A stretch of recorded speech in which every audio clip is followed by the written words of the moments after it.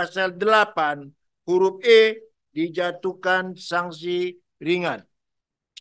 Menimbang bahwa telah dipertimbangkan di atas, terperiksa telah terbukti secara sah dan meyakinkan melakukan pelanggaran kode etik, yaitu melakukan hubungan langsung maupun tidak langsung dengan saksi Syahrul Yassin Limpo yang perkaranya sedang ditangani oleh KPK dan tidak memberitahukan kepada sesama pimpinan mengenai pertemuan dan komunikasi dengan saksi Syahrul Yassin Limpo yang telah dilaksanakannya yang diduga menimbulkan benturan kepentingan serta tidak menunjukkan keteladanan dalam tindakan dan perilaku sehari-hari yang dapat dipertanggungjawabkan sebagaimana diatur dalam pasal 4 ayat 2 huruf A, pasal 4 ayat 1 huruf J, dan pasal 8 huruf E Peraturan Dewan Pengawas nomor 3 tahun 2021.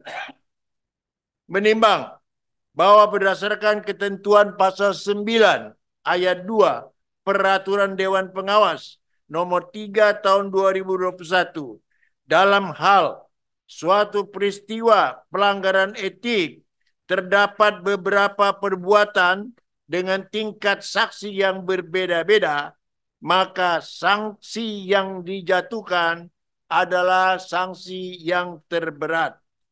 Menimbang bahwa dalam pelanggaran etik yang dilakukan oleh terperiksa terdapat 3 perbuatan dengan tingkat saksi yang berbeda, yaitu pelanggaran pasal 4 ayat 2 huruf A, sanksi berat, pasal 4 ayat 1 huruf J, sanksi sedang, dan pasal 8 huruf E, sanksi ringan, maka berdasarkan ketentuan pasal 9 ayat 2 Peraturan Dewan Pengawas nomor 3 tahun 2021, sanksi yang dijatuhkan adalah sanksi yang terberat. Dalam hal ini adalah sanksi berat.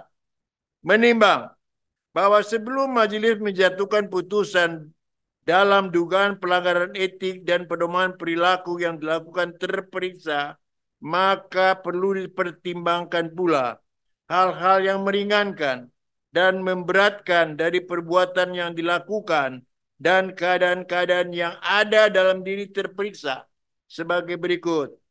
Hal yang meringankan tidak ada, hal yang memberatkan terperiksa tidak mengakui perbuatannya, terperiksa tidak hadir dalam persidangan kode etik dan kode perilaku tanpa alasan yang sah, meskipun telah dipanggil secara sah dan patut, serta terdapat kesan berusaha memperlambat jalannya persidangan.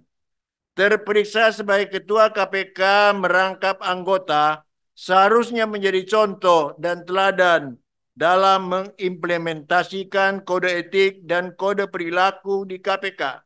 Tetapi malah terperiksa melakukan sebaliknya. Terperiksa sudah pernah dijatuhkan sanksi etik.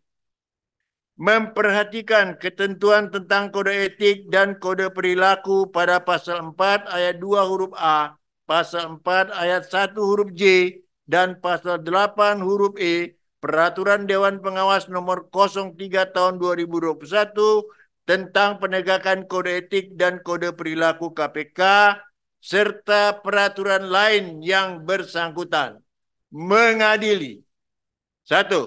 Menyatakan terperiksa Saudara Firly Bahuri telah terbukti secara sah dan meyakinkan melakukan pelanggaran kode etik dan kode perilaku, yaitu melakukan hubungan langsung maupun tidak langsung dengan Syahrul Yassin Limpo yang perkaranya sedang ditangani oleh KPK dan tidak memberitahukan kepada sesama pimpinan mengenai pertemuan dan komunikasi dengan Syahrul Yassin Limpo yang telah dilaksanakannya yang diduga menimbulkan benturan kepentingan serta tidak menunjukkan keteladanan dalam tindakan dan perilaku sehari-hari yang dapat dipertanggungjawabkan sebagaimana diatur dalam pasal 4 ayat 2 huruf A, pasal 4 ayat 1 huruf J, dan pasal 8 huruf E Peraturan Dewan Pengawas nomor 3 tahun 2021 tentang penegakan kode etik dan kode perilaku. Kedua,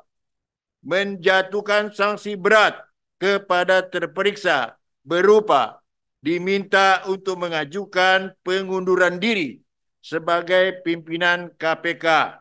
Mengumumkan putusan ini pada media jaringan milik komisi yang hanya dapat diakses oleh insan komisi dan atau lainnya sesuai dengan peraturan Dewan Pengawas tentang penegakan kode etik dan kode perilaku. Demikian diputuskan dalam rapat musyawarat majelis pada hari Jumat tanggal 22 Desember 2023 oleh Tumpak Katorangan Panggabean selaku Ketua Majelis, Haryono, Albertina, Samsudin Haris, dan Indrianto Senoaji, masing-masing selaku anggota, dan dibacakan pada sidang yang terbuka hari ini untuk umum hari Rabu, tanggal 27 Desember 2023 oleh majelis tersebut dengan dihadiri oleh Bayu Satrio, Teguh Haryanto selaku notulis dan di luar hadirnya terperiksa. Demikian sudah kami sampaikan, sudah kami bacakan putusan yang berhubungan dengan dugaan pelanggaran etik yang dilakukan oleh Firly Bahuri, Ketua KPK nonaktif.